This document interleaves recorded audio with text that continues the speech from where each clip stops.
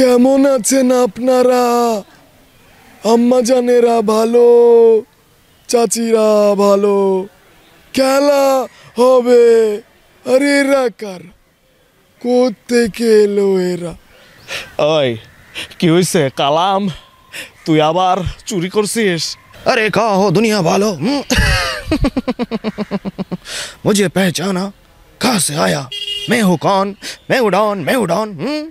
आयला जादू, दादी मुझे जल्दी से शक्ति दे दो। देख मेरे 2.5 किलो के हाथ, जल्दी से उसको छोड़ दे वरना मैं বল। আল্লাহ গ্রেট বল, মারবে স্লটে দিস না, উনি কিন্তু মারবে। সুপ্রিয় দর্শক, আমি মোহনার দর্শকদের জানাতে চাই যে রাজশাহীতে একজন প্রতিভাবান মিমিক্রি করেন। আসলে তার সঙ্গে আমি আপনাদেরকে পরিচয় করিয়ে দিব, কারণ তিনি শুধু যে বলিউড সিনেমা বিশেষ তারকার 3টি তারকার তিনি মিমিক্রি করেছেন।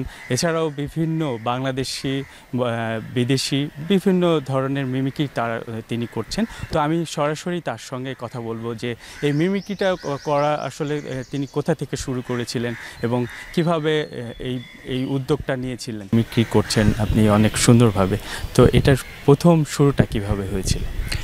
শুরুটা হয়েছিল ছোটোবেলাতে। আমি খুব টেলিভিশন দেখতাম, কার্টুনের চরিত্রগুলো দেখতাম, এবং আমি যে স্কুলে পড়াশোনা করতাম সেই স্কুলের টিচারগুলোকে দেখতাম যে তারা এক একজন এক এক রকমভাবে কথা বলে। তো এটাই আর কি, আমি টিফিনের ফাঁকে বন্ধুদের সাথে আড্ডায় তাদের নকলগুলো করে দেখাতাম। তখন আমার বন্ধুরা বলতো, আরে তুই তো অনেক ভালো করছিস নকল। তখন থেকে আর কি আমার ইচ্ছাটা হলো যে আমি মিমিক্রিটাকে আর কি করবো, যেহেতু আমি ভালো মতো করতে পারছি। তখন থেকে আমি আরও বেশি টেলিভিশন দেখা শুরু করলাম, সেলিব্রিটিদেরকে দেখা শুরু করলাম, তখন থেকে আর কি তাদের কপি করা শুরু করেছি।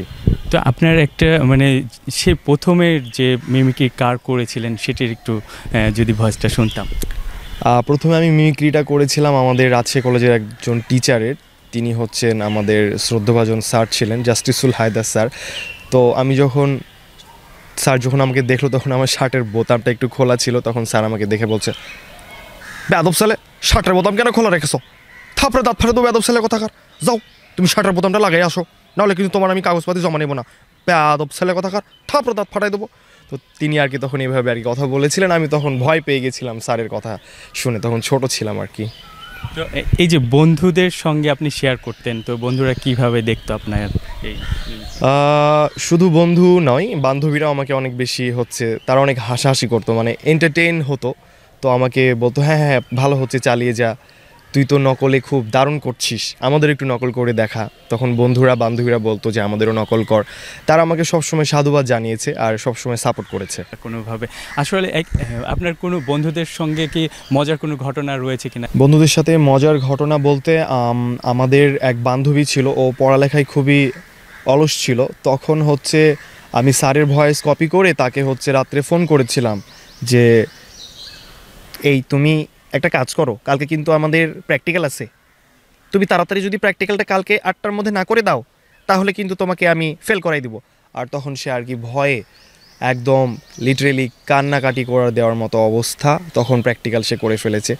তো সকাল সে চলে আসছিল, এসে প্র্যাকটিক্যাল নিয়ে রেডি। তখন আমি ওকে জিজ্ঞাসা করলাম, কী ব্যাপার আজকে তো তুই সকালে এসছিস কেন?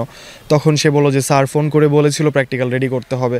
তখন ওকে বললাম যে, আরে না, আমরা তো তোর সাথে প্র্যাঙ্ক করেছিলাম। তখন সে খুবই আর কি রেগে গেছিলো আমার উপরে। এটা একটা মজার স্মৃতি আছে। মুশফিকুর রহিম, যিনি সাবেক ক্রিকেটার অধিনায়ক ছিলেন, তারও একটি মিমিক্রি করেন অনেক চমৎকারভাবে। তো আমি সেটির আসলে আপনার কাছ থেকে শুনতে চাইব।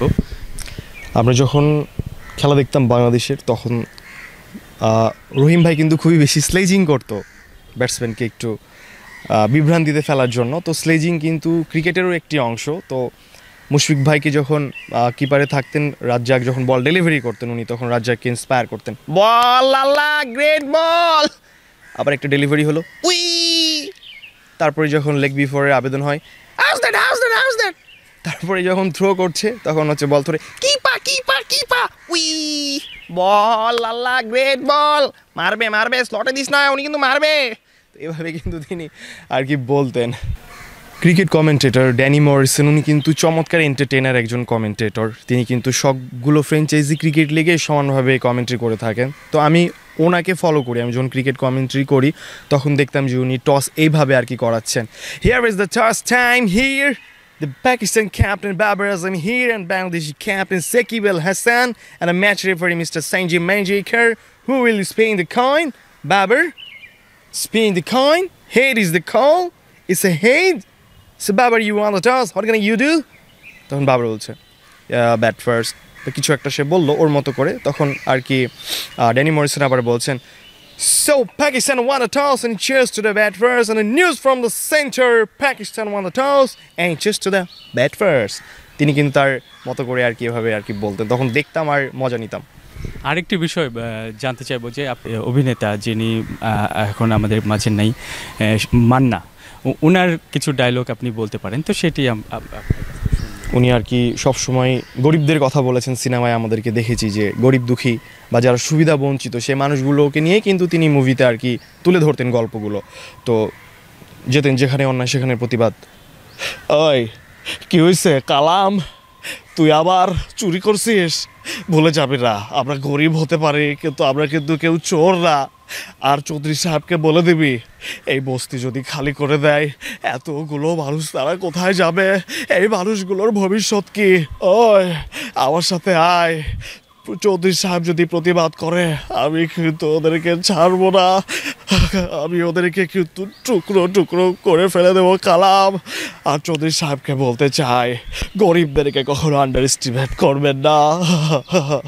তো এইভাবেই তিনি আর কিন্তু বলতেন।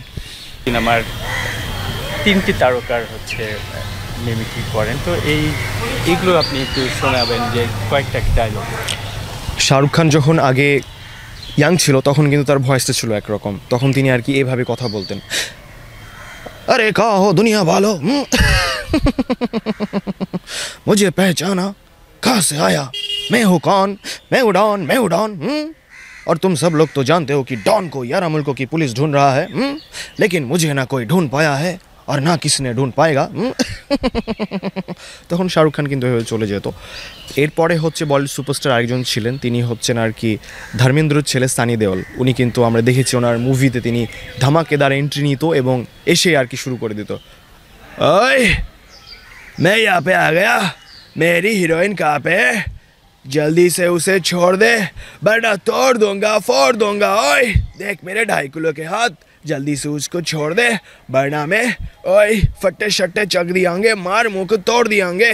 তো এরকমভাবে আর কি তিনি চলে যেতেন তার ডায়লগগুলো বলে। এবার ঋত্বিক রোশন, তিনি আর কি কোই মিল গয়া মুভিতে খুব বেশি তার যে ক্যারেক্টারটা ছিল একটা অ্যাডনর্মাল ক্যারেক্টার তিনি প্লে করেছিলেন, উনি আর কি এসে বলতেন, आयला जादू, दादी मुझे जल्दी से शक्ति दे दो, मुझे जल्दी से बॉर्नवीटा दे दो, मुझे बॉर्नवीटा खाना है और मुझे जल्दी से लड़ाई के लिए जाना है, वरना स्कूल में कॉलेज में सब मुझे चिढ़ाते हैं, बंटी बंटी जल्दी से आजा, वो देख जादू, आयला जादू। তারপরে আমরা দেখেছি যখন স্প্যানিশ ফুটবলাররা ফুটবলের কমেন্ট্রি করেন, লিওনেল মেসি বল নিয়ে দৌড়ায়, তখন হচ্ছে আর কি কমেন্টেটর আর কি বলে, Y Andrés to Messi, Messi, Ankara Messi, Ankara Messi, Ankara Messi, Ankara Messi, gol gol gol gol gol gol gol gol gol gol gol gol gol gol gol gol gol।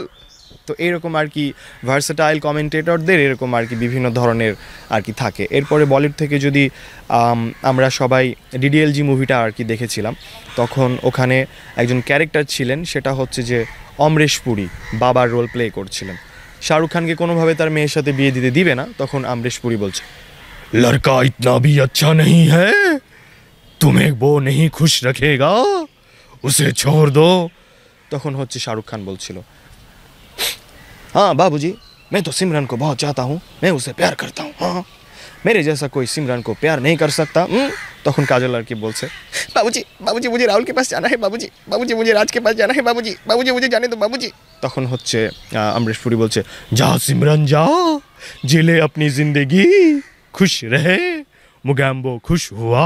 রাজনীতিক কারো অবশ্য mimicry করতে পারেন শুনেছি, তো আপনি যদি বলতেন যে কার মিমিক্রি করতে পারবেন বা আমাদের দর্শককে আপনি কার মিমিক্রি করা শোনাবেন। ওয়েল আমি পলিটিশিয়ানদের যে মিমিক্রিটার কথা বললেন, তো আমি হচ্ছে ওবায়দুল কাদেরের মিমিক্রিটা করতে পারি। তো তিনি আর কি যেভাবে আমাদের বাংলাদেশিদেরকে এন্টারটেইন করতেন, তার বক্তব্যের মাধ্যমে আসতেন আর বক্তব্য দিতেন। কেমন আছেন আপনারা, আম্মা জানেরা ভালো, চাচিরা ভালো, খেলা হবে। আরে এরা কার, কোত্থেকে এলো এরা? এরা কি শুধুমাত্র হাউকাউই করে যাবে? পড়াশোনা কি করবে না? স্মার্ট কি হবে না? স্মার্ট হতে হলে পড়াশোনার কোনো বিকল্প নেই। আরে হ্যাঁ, মোহনা টেলিভিশনের সকল দর্শককে জানায় আগামী পহেলা বৈশাখের শুভেচ্ছা। মোহনার পাশে থাকুন, মানে মোহনা টেলিভিশনের, মোহনার পাশে নয়। খেলা হবে।